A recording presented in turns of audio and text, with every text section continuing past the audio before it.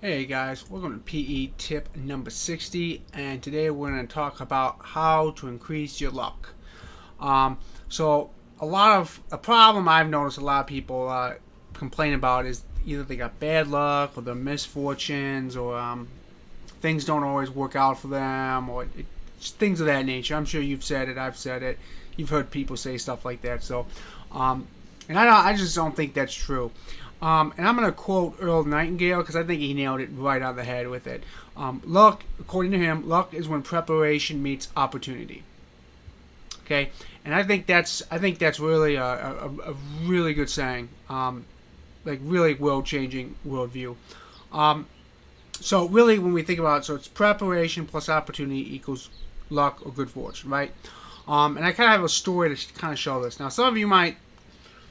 So earlier this year, I came up with a savings account for emergencies. Now, about a month after I got that account kind of where I wanted it, I had a major truck repair. Now, you guys could say, now you could look at it like this: it was bad luck that I had the truck broke down, right? My vehicle broke down, but I was prepared for it, so I was able to overcome it. Now that's not really an opportunity, but I wanted to show you how preparation can also stop like tragedies or misfortunes from happening, right? I mean, it sucked. I had to pay, but at least I had the money to pay, okay? That's a lot more than what some people would have. So that's what I mean, preparation plus opportunity. Now, there are things, now let's kind of think of more positive things, guys. I want to kind of break this down. So there's basically two things of this, right? Preparation and opportunity, and there's things we can do on both of them, on both sides, to increase our luck or good fortune and our capability of overcoming setbacks, right? So let's kind of go into the preparation first, guys. Okay. So the first thing, guys, I want to talk about is be proactive. Now I know a lot of you have heard that saying. It's kind of a common word to throw around, but I got a little bit of a different view on it. That's more accurate, I think. So some people like to use the word action. I don't really. Being proactive involves you doing some type of action. This is true. I'm not debating that. But I kind of look at it like this: when you are proactive, guys, you act on the world. Okay. When you are proactive, you are the one who acts on the world. When you are reactive, the world is acting on you, and it forces you to take an action you probably didn't want to take. So that's the first thing, guys. You got to be proactive. You got to take, and you all know there are things in your lives, I don't know what they are, but you all know there are things in your life that you should be addressing and you're not. And you know that eventually, whatever this thing is, it's going to act upon you in a very bad way, okay? So if you're overweight, it might be diabetes, right? If you're in debt, it might be, someone repossessing your vehicle. Whatever it is, you know that there's something you are putting off that is going to come to you. So being proactive would be attacking it before it attacks you, okay? That is being proactive, okay? You are acting on it. You're not letting it act on you. And there's a second thing that being proactive, guys, is there's a certain mind shift you gotta make. It is better, guys, to act and prevent things from blowing up than acting after it blows up, all right? Prevention is a lot of people wait until the thing blows up, whatever the thing may be. They wait till they need a cure. They have a heart attack. They do get diabetes. The car does get repossessed, whatever that may be, and then they search for an answer, a cure, a reply. When it would have been better if they had prevented this. So I want you guys to get into the prevention mindset. What action can I do that will prevent this bad thing? Or it doesn't even have to be prevention. What action can I start doing now that will increase my odds of good things happening too, guys, right? So both ways, but either way, because you could act on the world for your benefit too, right? It's not necessarily to keep bad things from happening. You can act on the world so good things can happen to you guys too. So I want to give you guys a couple examples of me being proactive, right? So yesterday's video on 59, I talked about the sex backpack.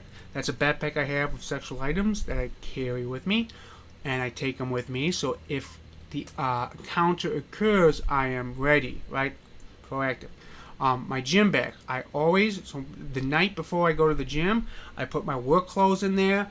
I make my BCAA drink, here's a cup, and I put it in the fridge. You know what I mean? I get everything ready for the next day, okay? Building wealth. Anyone who's been watching this channel, I am currently doing some things for the future. Again, I don't want to die 30 years, 35 years, even 40 years from now. I don't want to be old and poor, so I'm doing things now 40 years in advance before I get to that point. And the last thing I do, guys, and I know I don't look like it, but I usually when I go out, I dress up. Not like in suit or thing, but I look really presentable. So just in case I meet somebody to whom I want them to have a certain impression of me. Okay, so these are things. These are like being proactive, and there's many things you can do. I'm not saying this is do these things. I'm just saying these are what I do. And like I said, there's probably things in your life that you should be doing that you know yield results. The next part about the next thing I think that could really increase your preparation in life, guys, is gaining skills. Okay, and there are many skills that you can acquire. Learning a language is a skill. Being good at math is a skill. Being able to compose a sentence these days is a skill. There's lots and lots of skills. Okay, but I'm gonna give you guys 3 skills. I think that if you don't know where to start, like let's just say you're 18 and you have no idea where to start with getting skills, I'm going to give you 3 skills I think you should have. The first skill is discipline, and this is a skill. The ability to do the same thing every day over a long period of time until you see the results, okay? And I want to use weight loss as an example. So let's say okay, so I'm at, let me think here, 210, it fluctuates here and there, up and down, but I'm going to say 210. So if I stack with my diet, and let's just say I did the diet every day, week after week after week, for let's just say 26 weeks, and I only lost not even a pound a week, but 0.8 pounds a week, okay? 0.8 pounds a week, okay? 1 week wouldn't really make that big of a difference, right, guys? I don't think if I lost, like, I would be able to see it in the mirror. I don't think I'd be able to see it, like, feel it in the belt or the clothes. A 0.8 pound, 0.8 pounds lost, I probably wouldn't notice it, right? The scale notices it, but I, as a person, doesn't scale it. But if I did that for 26 weeks and I lost 21 pounds, that would be noticeable. That would probably be a pant size drop down. I'd probably have very visible abs. So that's what I mean, guys. So, like, it's not the day, like, you got to do the same thing day after day, week after week, even if you're just making those incremental improvements until you get to the goal, okay? And a lot of people, discipline is hard, guys, because you get frustrated. I get frustrated. I'm like, man, I want to get to the end of this particular phase, and you just got to keep making those little steps day by day by day by day, okay? And I think the key, guys, the discipline on doing the same actions every day is only have about, I like the number 3, so only do the same 3 actions every day. For me, it's either go to the gym or do bathmate, like I alternate it. Stick to my diet, which is just 2 meals, diet approved, right? And the third one is make one of these videos a day, right? So I just do that day after day after day, okay? And the videos get better. I get a little bit thinner. I get a little bit stronger. I get a better breath rate pump. That is just the discipline, okay? You just got to do it day after day after day after day, okay? That's skill number 1, okay? Skill number 2, guys, and this one is, I'm bad at this. I'm trying to get better at this, is housekeeping. Being tidy and organized, and I wanna kind of put this in a different perspective. It isn't that you want the appearance that you're really clean and organized. That's part of it, but the bigger thing is, guys, is when you have a messy room or a messy house or a disorganized office or disorganized house, it steals your attention. Okay, So instead of focusing on the thing you should be focusing on, like everything's out of order, you can't find anything, and it just steals your attention. So housekeeping is about being organized and stuff, but it's really about the main benefit, the thing that you're going to pay dividends on, is that your attention is not divided among all the things. I try every weekend to just go through my house and clean and throw things out. I mean, you'd be surprised. I throw away clothes, and then a month later, I'm like, man, there's more clothes I can throw away, and I just keep stuff like that, guys. So housekeeping, I know it sounds like a really weird skill to like master, but trust me, being clean is just good for your health overall, but it's really about the attention. Because you know what I mean? It's like you're thinking, oh man, I really should clean my kitchen, but then you're like, oh, I really should need to clean the bathroom, and I really need to clean the living room, and it just, the list keeps piling up and up and up, and you're distracted and you don't know where to start. Just start on one, doesn't matter where, get it off your list, and just keep getting the list down, because like I said, and pretty soon when there's nothing on the list, you can, all right, where can I put my attention now elsewhere? What goal can I achieve now that all the little minor things are out of the way? So housekeeping is a very important skill. The next skill, guys, and this one is, Caleb Jones is the one that really pressed this on me, and I have to agree, is measuring results. And this includes a budget too. That's kind of, budget's going with this. But so let me use the diet, because I've been measure. So I keep track.